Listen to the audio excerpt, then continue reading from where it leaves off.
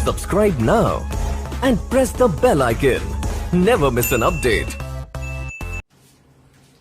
Hey everyone, welcome to my channel physics by Saurabh sir. लेके आ गया हूँ आज एक और लेक्चर, और आज के लेक्चर में हम करेंगे the questions based on RC circuit. तो जैसा कि आप लोग जानते हो, अगर चैनल को फॉलो कर रहे हो, तो पिछली वीडियो में हमने charging and discharging of RC circuit किया था। आज का जो टॉपिक होगा चार्जिंग और डिस्चार्जिंग सर्किट आरसी सर्किट का, उसके हम क्वेश्चंस करेंगे। क्योंकि पिछली वीडियो में हमने क्वेश्चंस नहीं किए थे, हमने सिर्फ डेरिवेशंस की थी और हमने फॉर्मूले ड्राइव किए थे। आज की वीडियो सिर्फ क्वेश्चंस की है, तो जिसने पिछली वीडियो नहीं देखी है जो चार्जिंग और डिस्चार्जिंग था आरसी सर्किट का, वो जाकर वीडियो देख लेना, वरना इस वीडियो को समझने में, क्वेश्चंस को समझने में थोड़ी दिक्कत हो सकती है। मैं आज डायरेक्ट सिर्फ फॉर्मूले यूज करूंगा, और जिसने फॉर्मूले वाली वीडियो नहीं देखी है, कहां से आया क्या होता है, वो जाके पिछली वीडियो देख लेना, वरना इस वीडियो में आपको प्रॉब्लम हो सकती है। तो आज की वीडियो क्वेश्चंस पे है, तो क्वेश्चंस को स्टार्ट करते हैं। तो पहला क्वेश्चन है, बेसिकली हमारे पास जो भी क्वेश्चंस होंगे सब में आरसी सर्किट होगा, और देखते हैं आरसी सर्किट के क्वेश्चंस को कैसे डील करना है। बच्चों को इसमें दिक्कत होती है,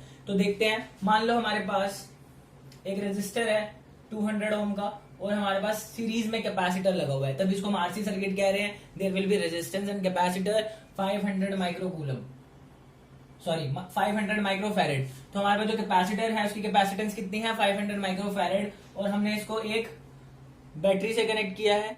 इसकी ईएमएफ हमें दे रखी है 10 वोल्ट, पोटेंशियल डिफरेंस हमें दे दिया 10 वोल्ट। तो सबसे बेसिक सवाल करते हैं। हमने एक टाइम कांस्टेंट पढ़ा था, सबसे पहले वो सिंपल सा क्वेश्चन पूछ लेगा आपसे, फाइंड टाइम कांस्टेंट टीसी। तो टाइम कांस्टेंट क्या होता है, जिसको हमने टॉ से रिप्रेजेंट किया था। अगर आपने पिछली वीडियो देखी होगी, टाउ, जिसकी वैल्यू होती है आर इंटू सी। तो सिंपल है, सबसे बेसिक क्वेश्चन है, आपको टाउ निकालना है, टाइम कांस्टेंट निकालना है, आर को सी से मल्टीप्लाई कर दो। तो आर कितना है हमारे पास 200, और सी कितना है हमारे पास 500 इंटू 10 की पावर -6 माइक्रो लगा है, -6 आ जाएगा। तो ये हो जाएगा 5 टू 10, और 1 2 3 4 0, और ये ऑलरेडी था 5 इंटू 10 की पावर -6, तो ये आ गया 0.1 सेकेंड। कैलकुलेशन समझ आ गई होगी, 4 जीरो ऑलरेडी है, 5 टू 10 5 जीरोस, और ये -6, तो 1/10 0.1 सेकेंड। तो ये बेसिक सा सवाल है, टाइम कांस्टेंट निकालना होता है, सिंपल। अच्छा, अगला इसमें ये पूछता है सेकंड में कि करंट की वैल्यूज निकालनी है आपको। करंट की वैल्यू निकालनी है स्टेडी स्टेट पर। देखो स्टेडी स्टेट क्या है, स्टेडी स्टेट मैंने आपको बताया था, अगर आपने पिछली वीडियो नहीं देखी, मैं बार बार बोल रहा हूं, देख लेना। स्टेडी स्टेट में क्या होता है, स्टेडी स्टेट में कैपेसिटर फुल्ली चार्ज हो जाता है। तो जब कैपेसिटर फुल्ली चार्ज हो जाता है, जो पोटेंशियल डिफरेंस बैटरी का होता है, वही पोटेंशियल डिफरेंस इसके अक्रॉस आ जाता है।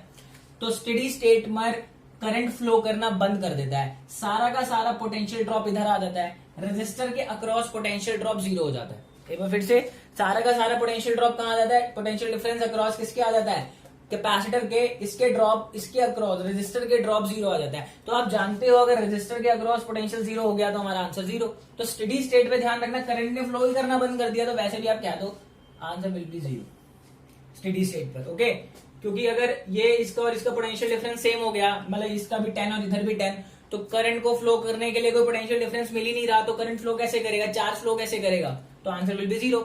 थर्ड पार्ट में पूछ लेता है, करंट निकालना है आपको। जैसे ही मान लो यहाँ पे मेरा स्विच था, तो जैसे ही मैंने स्विच को क्लोज किया, सर्किट कंप्लीट हो गया, तो at time t equal to 0 पे अगर मैंने स्विच को जैसे ही बंद किया, उस टाइम पर करंट कितना होगा। तो देखो, जब ये चार्जिंग का केस है, बेसिकली एक चार्जिंग का केस है, इसमें कैपेसिटर चार्ज होगा क्योंकि यहाँ पे बैटरी अटैच्ड है। तो जैसे ही मैं स्विच को क्लोज करूंगा, उस टाइम पर मैंने बताया था, जैसे ही हम क्लोज करेंगे, ये कैपेसिटर इनिशियल जो स्टेज होती है उस पर एक वायर की तरह बिहेव करता है। ध्यान रखना, 2 स्टेज होती हैं। स्विच क्लोज करने के बहुत देर बाद, स्विच क्लोज करने के बहुत देर बाद जो स्टेडी स्टेट आती है, उस केस में ये ओपन हो जाता है, ओपन सर्किट की तरह बिहेव करता है, ठीक है। लेकिन स्टार्टिंग में जब जैसे ही हम क्लोज करते हैं, इनिशियल स्टेज में ये एक वायर की तरह बिहेव करता है। ये 2 बातें याद रखना, आपको बहुत काम आएंगी। तो इनिशियल स्टेज में जैसे ही आप क्लोज करते हो, उस केस में कैपेसिटर वायर की तरह बिहेव करता है। जब आप इसको क्लोज करते हो और क्लोज करने के बहुत देर बाद देखते हो, थोड़ी देर बाद, आफ्टर सम टाइम लिखा होता है अक्सर क्वेश्चंस में, तो बहुत देर के बाद ये ओपन हो जाता है। तो देखो, जब ये ओपन हो गया तो करंट फ्लो नहीं करेगा, तो हमने ये देखा था अभी कि स्टेडी स्टेट आ जाती है। तब ये बहुत देर बाद आती है जब इसको क्लोज करते हैं। ओके, आफ्टर सम टाइम्स लिखा होता है क्वेश्चंस में। लेकिन जैसे ही वो बोलते हैं एट t इक्वल टू 0, मतलब इसको क्लोज करते ही क्या होगा, तो क्लोज करते ही ये वायर की तरह बिहेव करेगा। तो वायर की तरह बिहेव करेगा तो आप इसको भूल जाओगे और सर्किट को कुछ ऐसा सोचोगे, बस कैपेसिटर की जगह वायर आ जाएगा। तो इनिशियल स्टेज भी बोल सकता है और एट टी इक्वल टू 0 भी बोल सकता है। तो दोनों का मतलब एक है, उस केस में इसको वायर समझना है आपने। तो क्या हो गया, जब ये भूल गए तो एक 10th क्लास का क्वेश्चन बन गया, I equal to V by R. 10/200 it will be 1/20 amperes. तो देखो ये कॉन्सेप्ट को, इस कॉन्सेप्ट में फोकस करना है आपको, ये बहुत काम आता है, ठीक है। तो आफ्टर सम टाइम बोलेगा तो इसको ओपन मानना है, और इनिशियल स्टेज बोलेगा टी इक्वल टू 0, बंद करते ही कितना होगा, बंद करते ही आपको इसको वायर मानना है। ओके, तो बंद करते ही टी इक्वल टू 0 पे हमारा करंट आ गया। ये मैक्सिमम करंट होता है सर्किट के अंदर, इससे ऊपर नहीं जाएगा, इसे आई मैक्स भी कहते हैं। ओके, तो टी इक्वल टू 0 पे इतना था, टी टेंड्स टू इंफिनिटी पे इतना था। तो बीच में कहीं जो करंट निकालना हो 1 सेकंड 2 सेकंड या किसी भी टाइम पर, उस टाइम के लिए हम फॉर्मुला यूज करते हैं। वो नेक्स्ट क्वेश्चन में करेंगे, फॉर्मुला हमने पिछली क्लास में ड्राइव किया था। तो बेसिकली ये बात आपको याद रखनी है, तभी मैंने ये एंड पॉइंट पे क्वेश्चंस कराया कि इंफिनिटी पे एक 0 पर। ओके, तो ये करंट मैक्सिमम होता है और ये मैक्सिमम करंट डिक्रीज होता जाएगा, और डिक्रीज होते होते होते होते एट द एंड क्या हो जाएगा, 0 हो जाएगा। ओके, होप करता हूं क्लियर हो गया होगा फर्स्ट क्वेश्चन, और ये कॉन्सेप्ट भी क्लियर हो गया होगा। टाइम 0 पे बंद करते ही आपको एक वायर लेना है, बंद करने के थोड़ी देर बाद आफ्टर सम टाइम आपको ये ओपन लेना है। ओके, तो फटाफट नोट कर लो, इंपॉर्टेंट क्वेश्चन है, कॉन्सेप्ट काफी कुछ सीखने को मिलता है इसमें। नेक्स्ट क्वेश्चन की तरफ चलते हैं हम। तो आज जो एक क्वेश्चन और करते हैं, हमारे पास अगेन हमारे पास एक रेजिस्टर है जिसकी वैल्यू हमारे पास 1K ओम है, और हमारे पास कैपेसिटर है 500 माइक्रो फैरेड। ठीक है, हमने इसके साथ एक बैटरी लगा दी, इट्स 20 वोल्ट्स। सिंपल सा आरसी सर्किट दिया है, 1000 ओम है और 500 माइक्रो फैरेड हमारे पास कैपेसिटेंस है। इसमें सवाल क्या आता है, देखो टाइम कांस्टेंट वगैरह तो आप निकालना सीख गए हो, बार बार नहीं करवा रहा, आरसी को मल्टीप्लाई कर दो, you will get your time constant. तो अब एक सिंपल सा वो सवाल पूछता है, आप नोट कर सकते हो उसको। सवाल ये पूछता है, how much time elapsed before it reaches before the charge reaches 90% of its maximum value। एक बार फिर से सवाल सुन लो, क्या है, how much time elapsed before the charge on the capacitor लिख सकते हो, और before the charge on the capacitor reaches 90% of its maximum value. सवाल समझ में आ गया होगा। वो सिंपल से ये पूछना चाह रहा है कि ये अनचार्ज था, मैंने इसको चार्ज करना शुरू किया, वो कह रहा है जैसे ही मैं स्विच को ऑन करता हूं, यहाँ पर क्लोज करता हूं स्विच को क्लोज किया मैंने टी इक्वल टू 0 पे, तो स्विच क्लोज करने के कितनी देर बाद जो चार्ज होगा इसके ऊपर वो 90% होगा मैक्सिमम वैल्यू के। मतलब जो चार्ज की मैक्सिमम वैल्यू है उसका 90% चार्ज इस पे एक्यूमुलेट हो जाएगा। सवाल समझ में आ गया। स्विच को क्लोज करने के कितनी देर बाद आपका जो चार्ज, बैटरी चार्ज सप्लाई कर रही है ना, तो वो कह रहा है कितनी देर बाद ये जो चार्ज है कैपेसिटर पे वो उसके मैक्सिमम चार्ज का 90% हो जाएगा। क्योंकि ये चार्ज सप्लाई कर रहा है तो धीरे धीरे चार्ज बढ़ता जाएगा, बढ़ते बढ़ते जब 90% हो जाएगा मैक्सिमम चार्ज का 90%, तो कितना टाइम लगेगा, मतलब बेसिकली उसको। तो ये सवाल है। तो इस टाइप के सवाल को कैसे डील करना है, बड़ा ही सिंपल है। हमें चार्ज का रिलेशन पता होना चाहिए। बेसिकली हमने, ये चार्जिंग का केस है, ये हमारा चार्जिंग का केस है, और चार्जिंग के केस में हमने चार्ज की वैल्यू जो थी, चार्ज इन कैपेसिटर का फॉर्मूला ड्राइव किया था, Q equal to Q not 1 minus e की power minus t by tau. तो Q होता है charge at any time t, Q not होता है मैक्सिमम चार्ज, e एक्सपोनेंशियल है, टाउ आपका टाइम कांस्टेंट है। कोई दिक्कत वाली बात है नहीं। अगर आप ध्यान से देखोगे तो उसने क्या बोला है, हमारा जो चार्ज एक्यूमुलेट हो रहा है, ये चार्ज एक्यूमुलेट हो रहा है, तो वो जो ये जो चार्ज है वो मैक्सिमम चार्ज का 90% है। तो अगर आप थोड़ी बहुत भी मैथ जानते हो तो अगर चार्ज की वैल्यू मैं क्या लिखूंगा, 90% ऑफ मैक्सिमम चार्ज, ये हमारा मैक्सिमम चार्ज है। तो उसने क्वेश्चन में दिया है कि जो हमारा चार्ज एक्यूमुलेट हो रहा है वो 90% ऑफ मैक्सिमम चार्ज है, तो Q की जगह 90% Q नॉट लिख सकता हूँ। अच्छी बात है, लिख सकता हूँ। तो Q की वैल्यू क्या आ गई, 90/100 Q नॉट, तो इससे कट गया, तो Q की वैल्यू क्या आ गई, 9/10 Q नॉट। तो इस Q की वैल्यू आप इस इक्वेशन में पुट कर सकते हो। Let's say this is equation number 1। तो इस Q की वैल्यू 9/10 यहां पुट कर देंगे, 1 माइनस e की power minus t by tau. Okay, तो क्यू नॉट से क्यू नॉट हमारा कैंसिल हो जाएगा. We will get 9/10 equal to 1 minus E की power minus T by tau. ये इधर वो उधर, e की power minus T by tau, you will get 1 minus 9/10 which is 1/10. Hope करता हूं क्लियर हो गया होगा. आगे की कैलकुलेशन आप जानते हो, e की power minus T by tau equal to, ये आ गया 1/10. जैसा कि आप जानते हो, अगर मैं इसको रेसिप्रोकल करके लिखूंगा तो उसका माइनस का साइन हट जाएगा, या फिर आप ऐसे भी लिख सकते हो. क्या मैं इसको 1/e की पावर टी बाई टाउ लिख सकता हूं, क्योंकि माइनस का प्लस कर दिया और मैंने उसको चेंज कर दिया. क्रॉस मल्टीप्लाई कर दो, यू विल गेट e की power T by tau equal to 10. ठीक है, अब आप दोनों तरफ लॉग ले लो या ln ले लो. सॉल्व करने का तरीका देख लो. बच्चों को प्रॉब्लम कैलकुलेशंस में भी होती है कि सॉल्व कैसे करना है. कुछ नहीं करना, हमेशा ध्यान रखना है e की पावर को आपको पॉजिटिव बनाना है. पॉजिटिव बनाने के बाद क्रॉस मल्टीप्लाई करना, आपको एक ऐसी इक्वेशन मिल जाएगी. जैसे ही आपको इक्वेशन मिलेगी, you have to take log on both side. Take ln on both sides.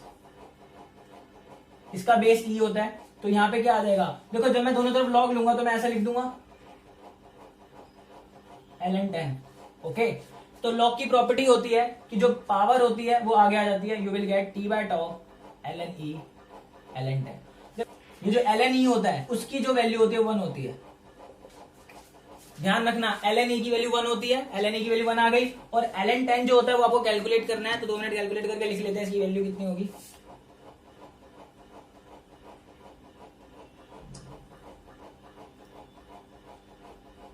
ln 10 is 2.30. It's 2.30. तो टाइम की वैल्यू कितनी आ गई, 4.60 सेकेंड. तो देखो हमारा सवाल था कि कितने टाइम बाद उसकी जो वैल्यू है 90% हो जाएगी. तो 4.6 सेकेंड के बाद उसकी जो वैल्यू है वो 90% हो जाएगी मैक्सिमम चार्ज की. कोई दिक्कत वाली बात नहीं है, अच्छी बात है. तो ये हमारा सवाल आ गया, टाइम की वैल्यू हमने निकाल ली है. होप करता हूँ सवाल समझ में आया होगा, कोई दिक्कत वाली बात नहीं है. इसको फटाफट नोट कर लो. तो आगे चलते हैं और थोड़े से कंसेप्ट को और समझते हैं. कॉन्सेप्ट क्या है, देखो कभी कभी ना वो टाइम दे देता है. जैसे अभी हमने पिछला क्वेश्चन किया ना कि जो चार्ज की वैल्यू है कितने टाइम बाद जाके 90% हो जाएगी. एच.सी. वर्मा की जो बुक है, उन्होंने उस जो बुक में सवाल कुछ ऐसे लिखा है, टाइम ना देकर के टाइम कांस्टेंट पूछा है. कैसे, मतलब जैसे अभी जो मैंने क्वेश्चन दिया था उसमें मैंने पूछा था कि how much time elapsed before it reaches 90% of the maximum charge. जो चार्ज पे कैपेसिटर पे जो चार्ज था वो 90% हो गया मैक्सिमम चार्ज का. टाइम पूछा मैंने. लेकिन एच.सी. वर्मा की जो किताब है उसमें वो कहते हैं कि how many time constant will elapsed. उसमें लिखा होता है how many time constant will elapse before the charge on the capacitor. How many time constant will elapse before the charge on the capacitor reaches 90% वाला हमने कर लिया है. हम 50% वाला देख लेते हैं. 90% वाला तो हमने कर लिया है. Before the charge on the capacitor reaches 50% of its maximum value of charge. तो देखो क्वेश्चन वही है, क्वेश्चन में कोई बदलाव नहीं है, बट टाइम की जगह टाइम कांस्टेंट फाइंड करना है. तो मैं ये क्वेश्चन आपको समझाऊंगा, फिर आपको इसी मेथड से जो हमने पिछला क्वेश्चन किया है उसका टाइम कांस्टेंट, आपको कितने टाइम कांस्टेंट लगेंगे वो आपको फाइंड करना है होमवर्क में. क्योंकि हमने पिछले क्वेश्चन में सिर्फ टाइम निकाला था, टाइम कांस्टेंट नहीं निकाला. तो टाइम कांस्टेंट निकालना देख लेते हैं. उस क्वेश्चन को आप एज अ होमवर्क कर सकते हो.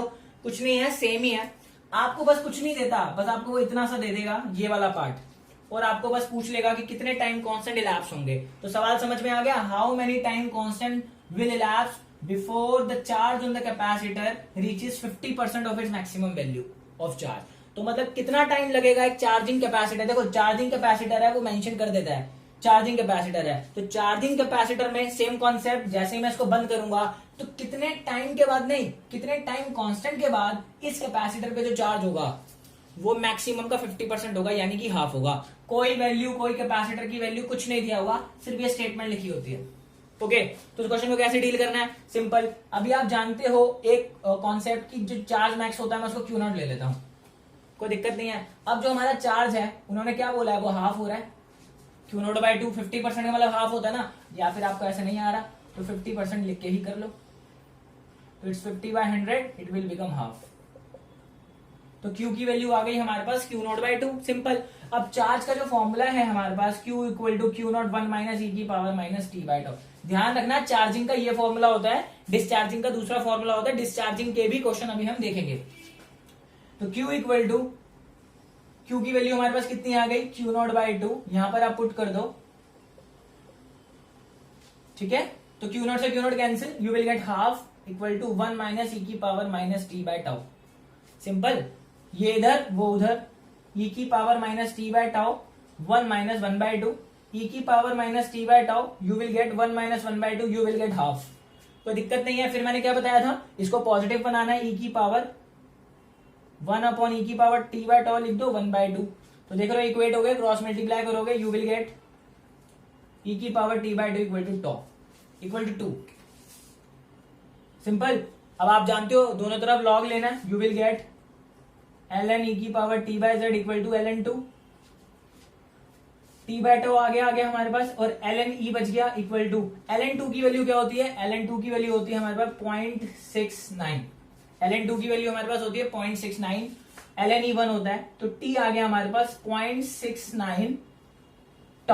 देखो τ उधर जाके मल्टीप्लाई कर दो, तो आपको यहां पर सवाल छोड़ना है, ये आ गया आपका।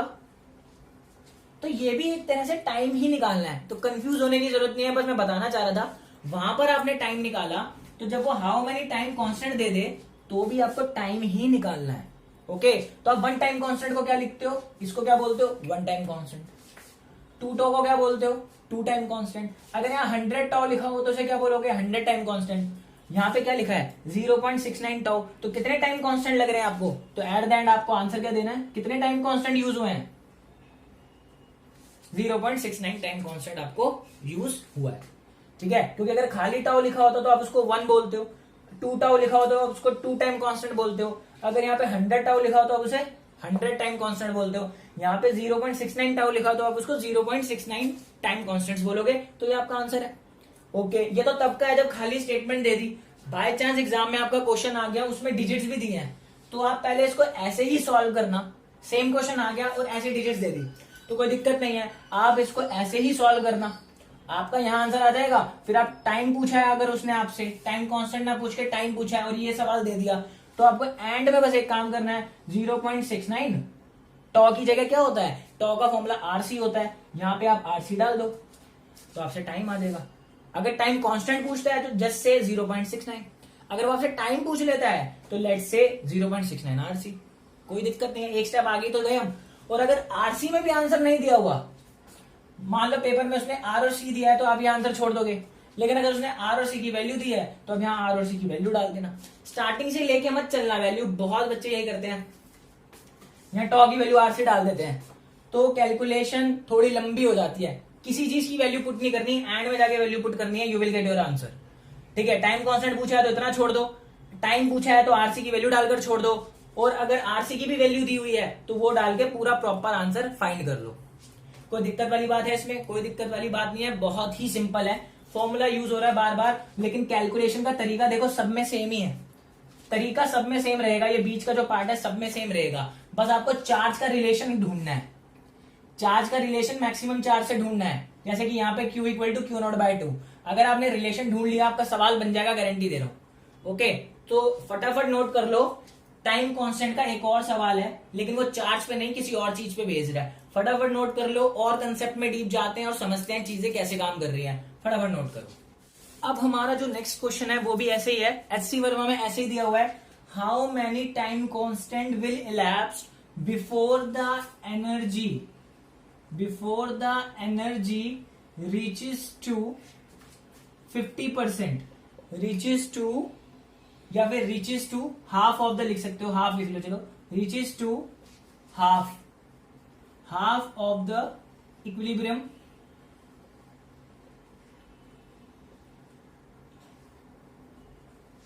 in RC circuit. सवाल क्या है, कितने टाइम कांस्टेंट इलैप्स होंगे before the energy reaches to half of the equilibrium value.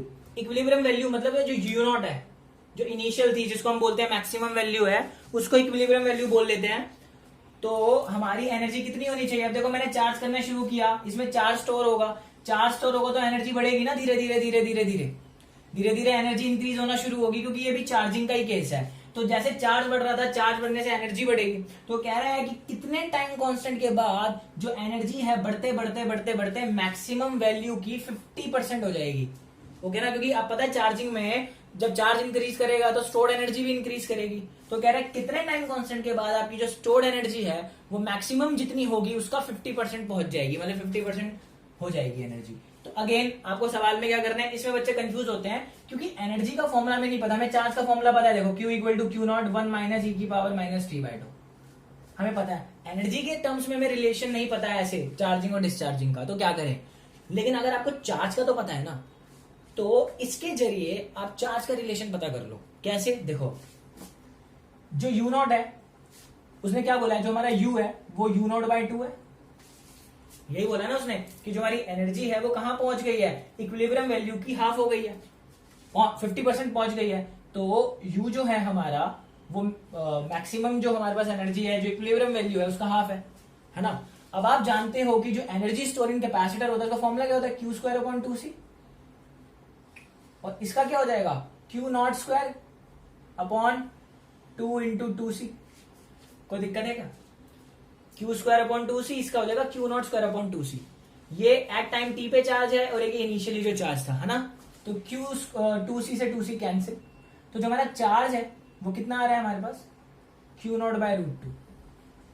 देखो हमारा चार्ज कितना आ रहा है, Q नॉट बाय रूट 2। हम यही रिलेशन निकाल रहे थे, जो पिछला हमने क्वेश्चन किया था उसमें हमारा जो Q आया था वो Q नॉट बाय 2 आया था। यहाँ पर हमारा चार्ज कितना आ रहा है, Q नॉट बाय रूट 2। तो हमें चार्ज का रिलेशन पता चल गया। अब आप इसको इसमें डालकर अपना आंसर फाइंड कर सकते हो। ऐसे ही करना है, आपको कोई भी क्वांटिटी दे दे, आप चार्ज का रिलेशन फाइंड करके इसमें पुट कर दो। आपको पावर का क्वेश्चन दे दे, पावर का कर सकते हो आप, इसका क्वेश्चन दे दिया आप इसका भी कर सकते हो।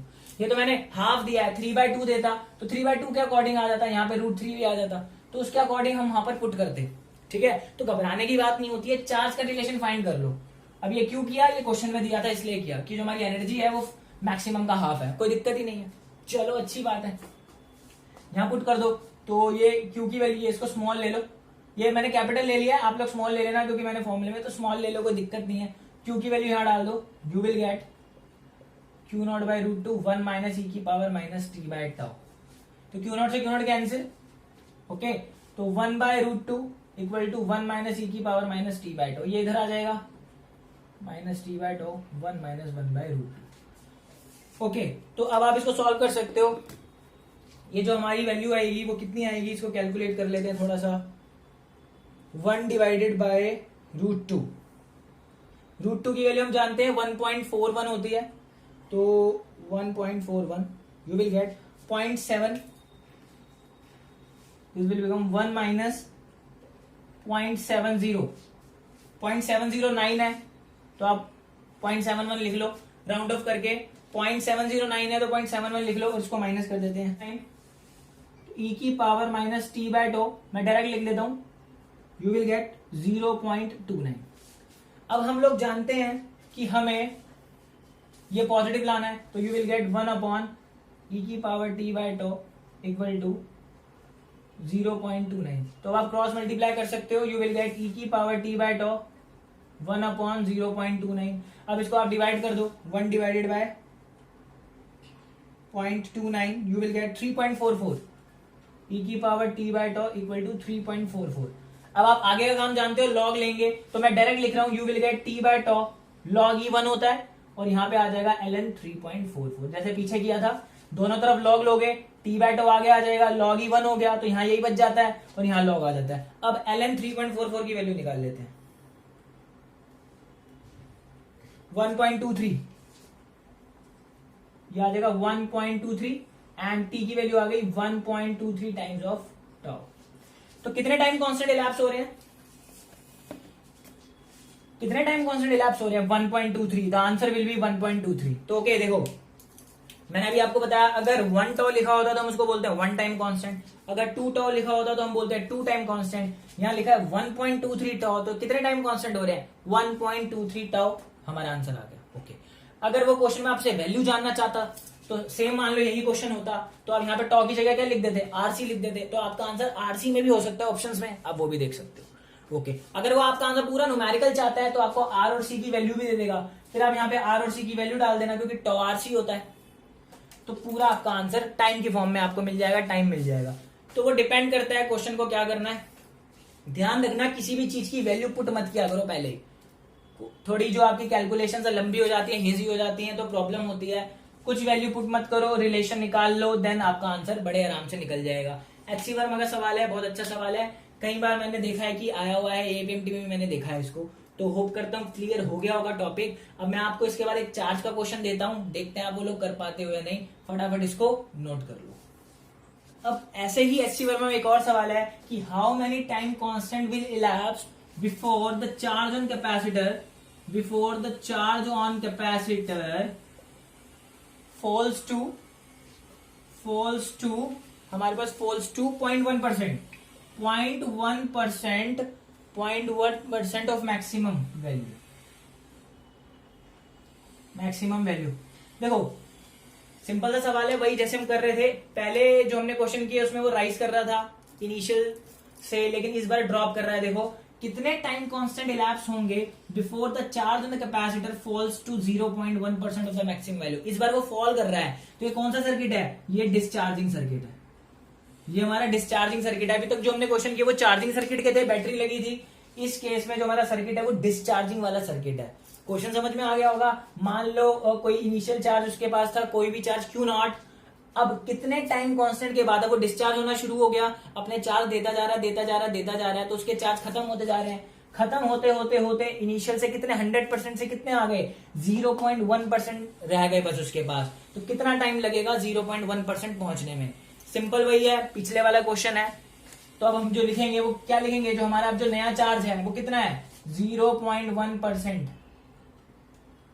0.1% Q नॉट मैक्सिमम का 0.1% हो गया, तो हमारा जो Q आएगा वो आएगा Q नॉट बाय 1000। ठीक है, और बस फॉर्मूला लगा दो, Q equal to Q not e⁻t/τ। ध्यान रखना इस बात को, डिस्चार्जिंग के केस में 1 माइनस नहीं आता, डिस्चार्जिंग के केस में सिर्फ यही फॉर्मूला आता है। ओके, क्योंकि टाइम जीरो पर, जब टाइम जीरो होता है डिस्चार्जिंग के केस में, तो चार्ज हमारा मैक्सिमम होता है। आप चेक कर सकते हो, अगर आप टी को 0 डालते हो तो ये पूरा 0 हो जाएगा, और e⁻0 1 होता है, तो देखो चार्ज हमारा Q नॉट के बराबर आ गया, मैक्सिमम है। तो फॉर्मूले याद रखने का सिंपल सा तरीका है। ओके, तो डिस्चार्जिंग का केस है, पुट कर दो यहाँ पर Q not by 1000, you will get Q not e⁻t/τ। Okay, तो Q नॉट से Q not cancel, you will get 1/1000 e⁻t/τ। क्या में कोई दिक्कत है? कोई भी दिक्कत नहीं है। तो आप इसको ऐसे लिख सकते हो 1/1000 इक्वल टू 1/e⁻t/τ। तो अब आप इसको लिख सकते हो e⁻t/τ इक्वल टू 1000। सिंपल। तो अब आप इसका लॉग ले लो, तो जब आप इसका लॉग लोगे तो 1000 को मैं वैसे पहले लिख देता हूँ 10⁻3।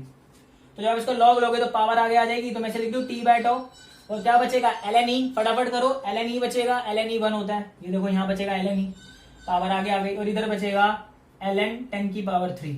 आप जानते हो पावर, चलो यही पावर लिख देते हैं, लॉग ले लिया दोनों साइड। अब पावर के लिए याद रखना पावर आगे आ जाती है, और ln 1 बन गया, इसकी भी पावर आगे आ गई, और ln 10 की वैल्यू बचेगी यहाँ पर, क्योंकि पावर आगे आ गई, यहाँ ln 10 बच गया। यहाँ पावर आगे आ गई थी तो ln बच गया था, वो 1 होता है, यहाँ पावर आ गई ln 10 बच गया, और ln 10 की वैल्यू कितनी है, आई थिंक अभी हमने पिछले क्वेश्चन में भी की थी, वो हमारी थी मे बी 2.3, यस इज 2.30, तो हमारा आंसर आ जाएगा दिस इज 6.9। तो t/τ हमारा आ गया 6.9, तो टाइम कितना आ गया 6.9 टाउ। कितने टाइम कांस्टेंट आ रहा है आंसर 6.9 टाइम कांस्टेंट के बाद, ऑलमोस्ट 7 टाइम कांस्टेंट के बाद हमारा जो चार्ज है वो इनिशियल से 0.1% पर ड्रॉप हो जाएगा। ओके, 0.1% उसकी वैल्यू रह जाएगी। ओके, तो ये हमारा था टाइम कांस्टेंट, वही क्वेश्चन है। और इस बार हमने डिस्चार्जिंग का केस देख लिया, तो दोनों के केस देख लिया आपने, चार्जिंग और डिस्चार्जिंग के। ओके, तो कोई दिक्कत वाली बात नहीं है, होप करता हूँ समझ आ गया होगा। अगेन अगर आपको यहाँ पे आर और सी की वैल्यू पता है तो आप यहाँ आर सी डालकर पूरा एक टाइम फाइंड कर सकते हैं, वो डिपेंड करता है क्वेश्चन किस तरह से आया। फटाफट इसको नोट कर लो, बहुत सिंपल क्वेश्चन था। चलते हैं नेक्स्ट क्वेश्चन की तरफ। अगेन हमारे पास एक क्वेश्चन है same, how many time constant will elapse before the current, अब करंट का सवाल आ गया है, before the current drops to, before the current drops to half of its maximum value, half of its maximum value.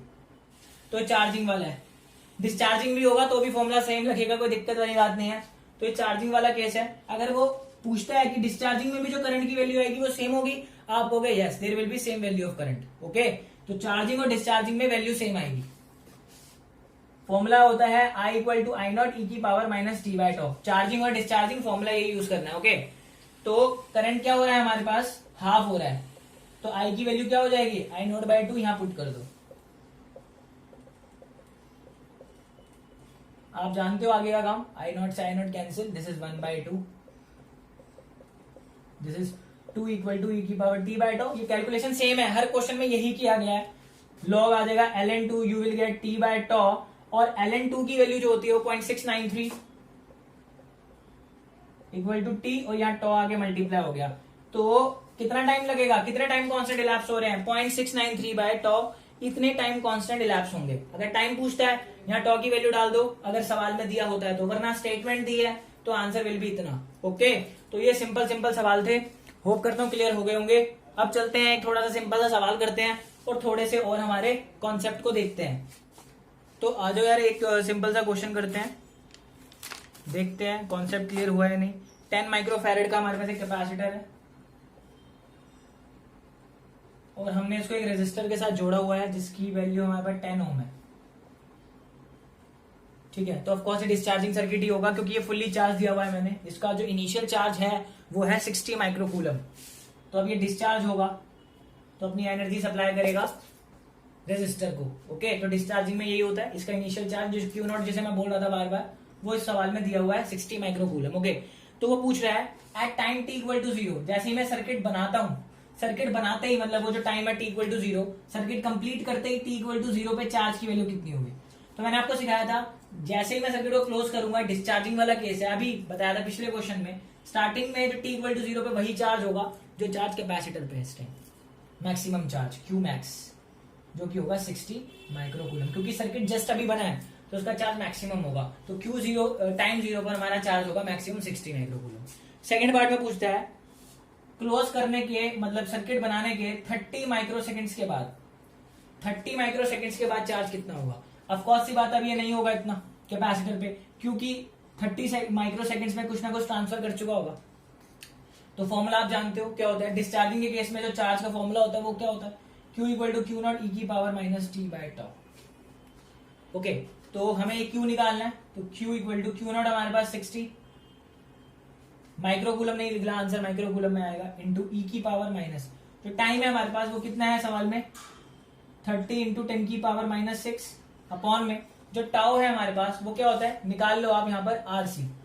Okay, जो R है हमारे पास 10 है और जो कैपेसिटेंस है वो हमारे पास 10 इंटू 10 की पावर माइनस 6, तो कुल मिला के हमारे पास आ गया 100 इंटू 10 की पावर माइनस 6। यहाँ पे पुट कर दो 100 इंटू 10 की पावर माइनस 6, 10 की पावर माइनस 6 से 10 की पावर माइनस 6 कैंसिल हो गया और इसके एक से कैंसिल हो गया, तो you will get 3/10 which is 60 into E की पावर माइनस 0.3, ई की पावर माइनस 0.3। तो कैलकुलेटर से आप ई की पावर माइनस 0.3 कैलकुलेट कर लेते हैं हम, तो 60 इंटू 0.74 इंटू यहाँ पे हम 60 करते हैं, यू विल गेट 44.44 माइक्रोकूलम। देखो आंसर डिक्रीज हो गया है ना। अगर मैं इसको अप्रोक्सीमेट 44 बोल दूं तो 16 माइक्रोकूलम ट्रांसफर हो चुका है, तो बेसिकली 30 माइक्रोसेकंड्स के बाद ये डिक्रीज हो गया है, 30 माइक्रोसेकंड्स के बाद ये डिक्रीज हो गया है। कोई डाउट, कोई दिक्कत वाली बात ही नहीं है। तो चार्ज हमारा क्या होता जा रहा है, हमारा डिक्रीज होता जा रहा है, तो ये हमारा आ गया। फिर उसने एक और पूछा है 30 माइक्रोसेकंड्स के बाद, आप होमवर्क लिख लो। दूसरा जो टाइम है उन्होंने पूछा 60 माइक्रोसेकंड्स के बाद कितना होगा। अगला जो पार्ट है 60 माइक्रोसेकंड्स, फिर उन्होंने पूछा है 30 मिली सेकेंड्स। 60 माइक्रोसेकंड्स, 30 माइक्रोसेकंड्स, फिर किया 60 माइक्रोसेकंड्स, फिर आ गया 30 मिली सेकेंड्स। तो ये दोनों जो पार्ट है बचे हुए घर पे करना और देखो कितना चार्ज डिक्रीज हो रहा है और कितनी कितनी वैल्यूज हमें मिल रही है।